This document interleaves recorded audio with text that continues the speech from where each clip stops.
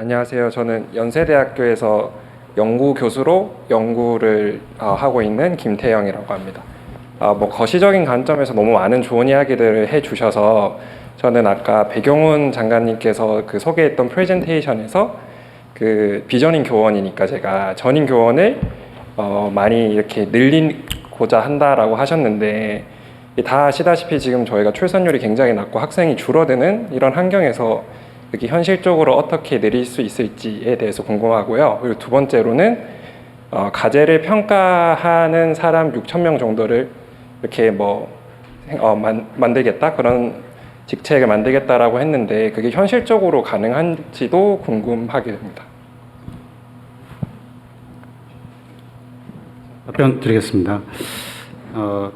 일단 저희가 지금 고민을 많이 하고 있는 부분이 이제 포닥하고 이제 비전임 교원들이 충분히 대우를 받고 연구할 수 있는 환경을 만드는 게 중요하다고 생각합니다. 그래서 왜냐하면 전임 교원 대비 비전임 교원의 수가 거의 뭐 동등한 정도 수준의 어떤 숫자에 육박합니다. 그렇기 때문에 비전임 교원들, 이들이 결국 미래 과학기술의 또 중요한 어떤 인재들이니까 이들을 위한 일자리 창출, 이게 전임 교원이 될 수도 있겠고요. 연구 출연연이나 이런 데로 어떤 진출이 될 수도 있겠고, 이런 측면에서의 어떤 정규직 교원이든 연구자로서의 어떤 기회를 정부가 좀 계속 찾고 발굴하고 만들겠다라는 말씀을 좀 드렸던 거고요. 그를 위한 어떤 만약 학교에서 이런 전임 교원을 늘리기 위해서 재정적인 부담이 있다면 그런 부분들 저희가 이제 지원할 부분들 좀 찾겠다, 이렇게 좀 봐주시면 될 것 같습니다. 그리고 평가위원회에 대한 부분, 여기 계신 분들은 다 좀 공감하시는 문제일 겁니다. 좋은 어떤 평가위원들 셋업이 가능하냐, 모든 과제마다 이게 신뢰할 수 있는 평가를 우리가 받은 것이 맞냐, 그런 부분에 있어서는 일단은 가급적이면 투명성, 이제 실명제, 평가위원 실명제도 말씀드리고 있는데, 가급적이면 투명하게, 그리고 그 평가 내용을 최대한 공개하고, 그리고 이제 평가위원도 사실 이게 저희가 필요에 따라서 평가위원들을 소집하는 게 아니라 그 해당 분야의 어떤 전문가들을 풀을 저희가 잘 세팅을 하고 그분들과 계속 교류하고, 어떻게 보면 한 10%, 20% 정도는 전담 평가위원을 좀 구성해 보고자 합니다. 이런 어떤 노력들을 통해서 평가의 어떤 공정성 그리고 전문성을 한번 높여 나가도록 해보겠습니다. 대체적으로 이 연구 결과들은 무슨 군사 보안이나 이런 것이 해당이 되지 않으면 공개해도 되는 거잖아요, 그죠? 그리고 기본적으로 국가가 비용을 들여서 연구한 결과는 우리 국민 모두의 것이기 때문에 누구나 쓸 수 있게 공개해야 될 것 같거든요. 그래서 저는 만약에 이것도 사실 잘 안 되고 있는데 데이터 공개해야 되잖아요. 연구 결과도 그냥 국민들이 다 판단할 수 있게, 그 전부 공개됐다. 예를 들면 이번에 평가를 하게 됐는데 올해 평가 대상은 이거다, 그리고 전부 다 데이터로 공개를 하고, 그걸 가지고 심심한 사람은 챗GPT에다 물어보든지, 이제 이렇게 객관적인 검증은 아니죠. 객관적으로 다시 재평가될 수 있다고 생각되면 평가위원들도 최대한 중립적이고 객관적으로 하려고 노력하지 않겠어요, 그죠? 그래서 저는 이게 모든 문제의 근본은 비공개, 불투명성에서 나온다고 보는데, 이 평가도 대상도 공개하고 평가 과정도 공개하고 평가 결과도 공개하고 이렇게 하면 별로 문제 없을 것 같아요. 네, 가급적 모든 과정을 좀 공개하고 네, 공개하는 걸 원칙, 투명하게, 공정하게. 네. 네, 그리고 양해해 주시면 충남대 교수님 그리고 그 이슬기 학생회장님 모두 발언하셨는데 옆에 연구계, 그리고 산업계 준비된 게 있는데 못하고 있군요. 대표하신 분들 오셨는데 말씀 못 들어본 것 같아서 한 말씀씩 좀 짧게 부탁드리겠습니다. 예, 저는 지금 차세대 2차전지 글로벌 탑 전략연구단 단장을 맡고 있는 김명환입니다. 저는 그 LG 에너지 솔루션에서 한 30여 년 근무를 했고요. 어떻게 보면 이제 1호 국가과학 특임연구원, 대각고 영광스럽게 또 지금 우리 정부 추정기관에서 또 연구를 계속 하고 있습니다. 나이가 있음에도 불구하고.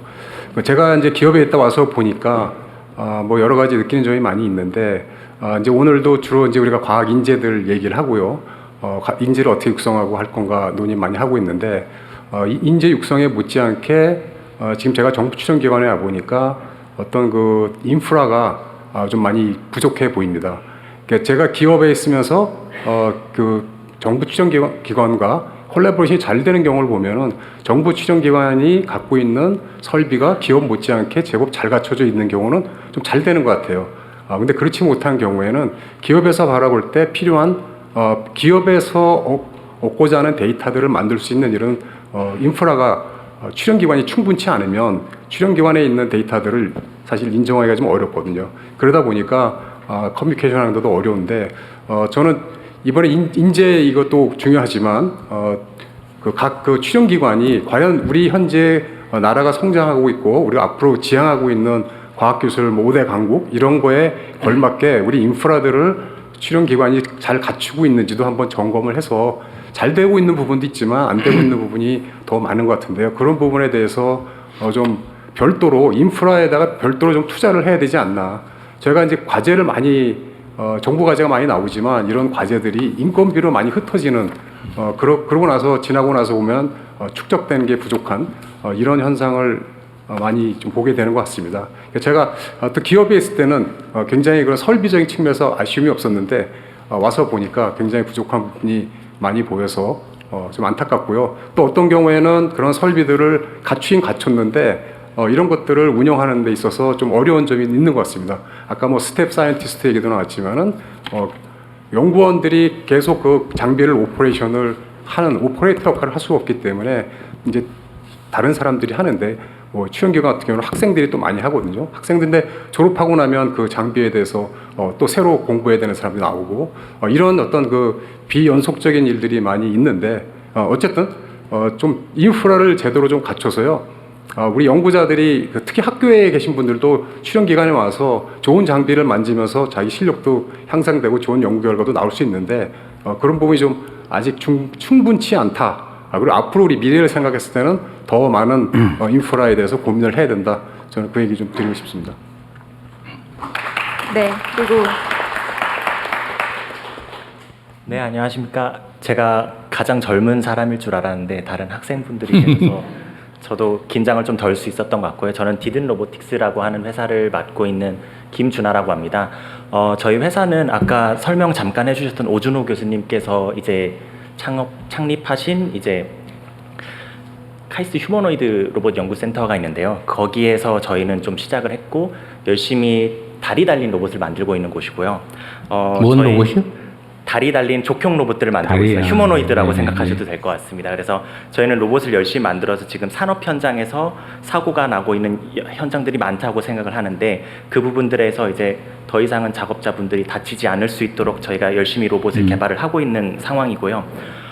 오늘 사실 정책적으로 정말 많은 얘기들을 해주셨는데 제가 사실은 다른 발표 자리에서도 뭔가 이런 것들이 개선됐으면 좋겠다라고 얘기했던 것들이 사실은 오늘 다 반영이 되어 있는 것 같아서 정말 고무적이라고 생각하고요. 그래서 과학기술이 발전을 했을 때 결국 나라도 더 진행이 될 수 있다라는 믿음으로 저희는 계속해서 연구를 하는데 그거에 더 박차를 해주시는 좋은 결정들을 해주셨다고 믿고 있습니다. 하나 말씀드리고 싶은 게 조금 있었는데요. 저는 솔직하게 말씀드리자면은 공부나 이런 것들을 좀 늦게 시작한 편이고요. 그리고 내가 창업을 해야지 아니면 내가 로봇을 정말 잘 해봐야지라는 생각도 제가 대학원 와서 조금 나중에 생각했던 것 같습니다. 그게 왜 그런지 다시 되돌아봤을 때 제가 학부 때 뭔가 배우는 수업들이나 이런 것들이 사실은 나중에 내가 실제 작업을 할 때 아니면 일을 할 때 어떻게 연결되지? 라는 그 연결성 측면에서 모호한 점이 없지 않아 있었던 것 같습니다. 수업 때는 그저 수업 자체로서만 듣고 이게 나중에 어떻게 쓰일지 모르는 상황이었던 거죠.